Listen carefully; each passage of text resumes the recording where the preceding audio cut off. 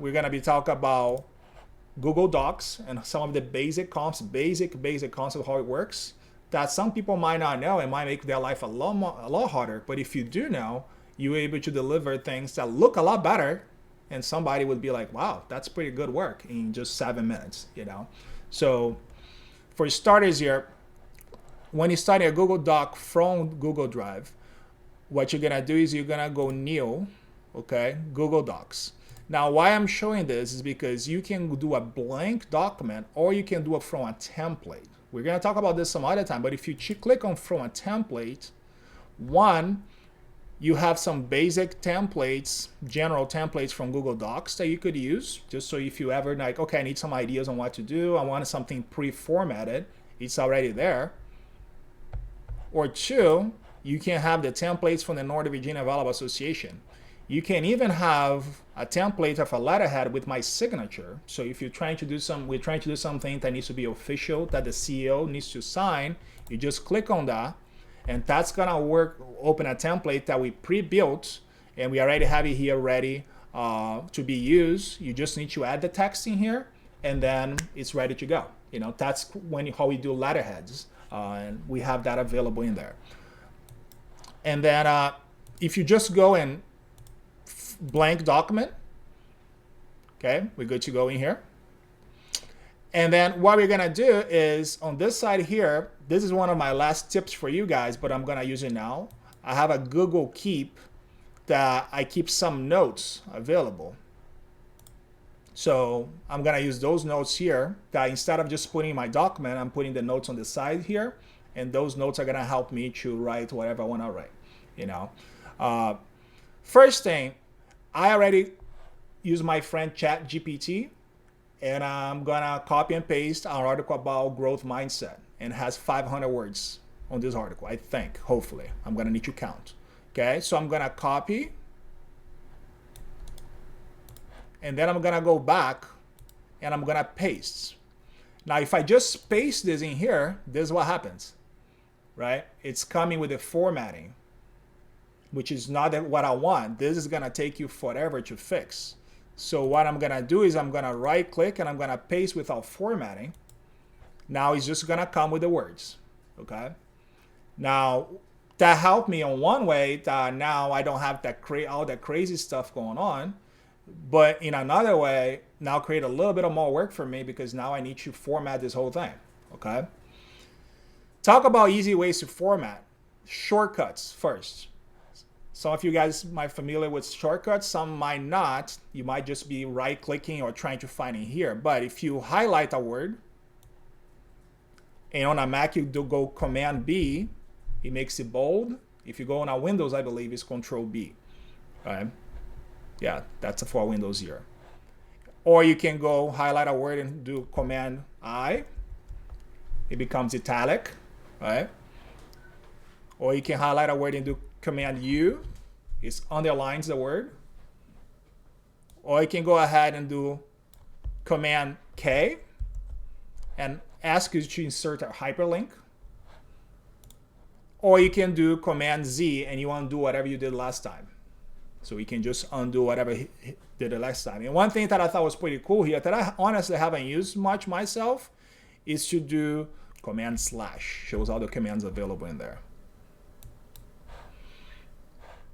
So here on my notes in here, I'll share this with you guys, but here's all the commands the simple ones, and then you have a lot more available that you can type a lot faster and format this a lot quicker. This thing also has a built-in voice typing feature. So all you need to do is to go to Tools, and then you can go to Voice Typing. And then I can start adding things to the text without having to type. That might be helpful, especially for people that don't have an accent like me. Sometimes the accent picks up in there. But if we're having a meeting and then you want to make sure the notes are being taken, instead of you just writing, you can see that that's picking up all what I'm saying right now. And once I'm done, it's all in there, right? So that's voice typing.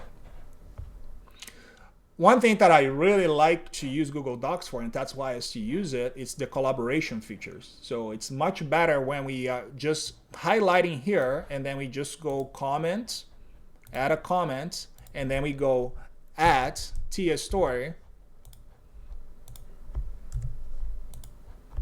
Can you please review this sentence?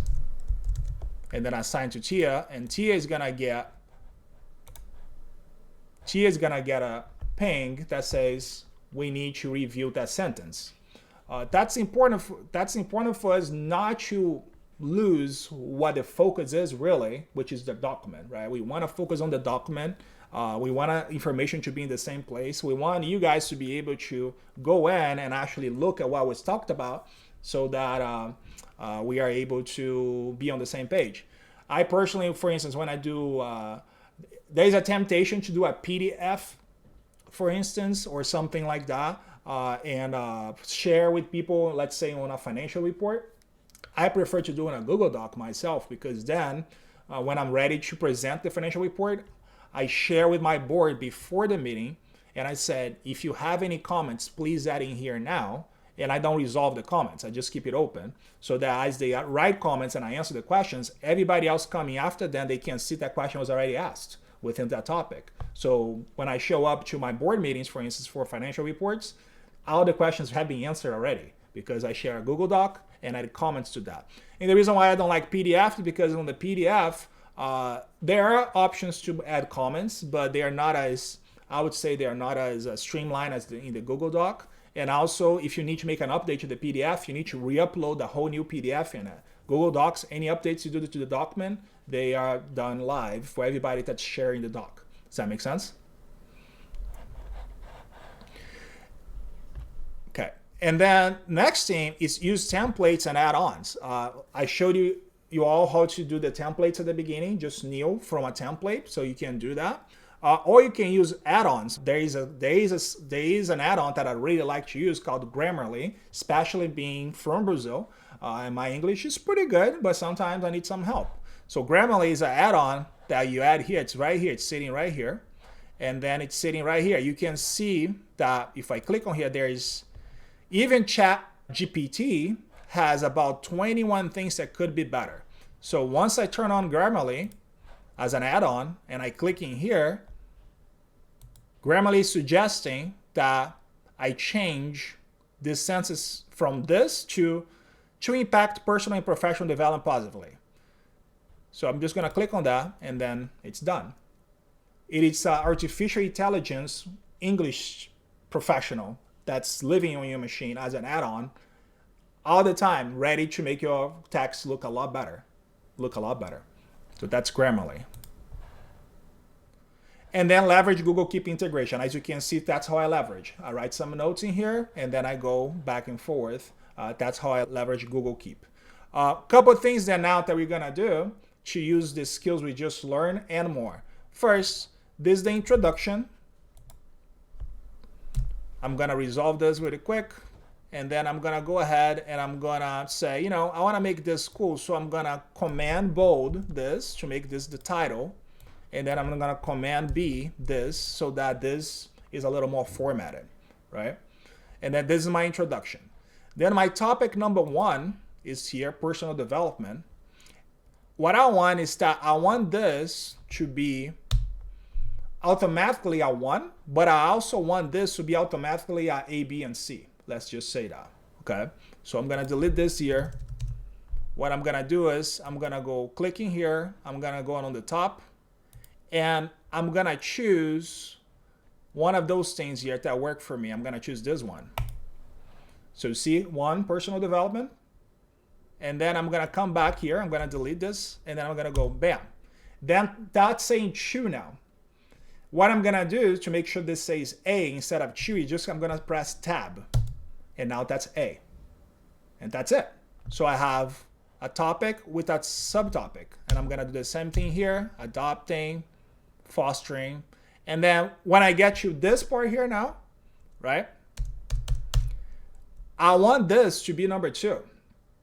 I want this to be number 2. So what you're gonna have to do is, logically, you just go back in here, you choose the same template, and you click on that. But that says 1.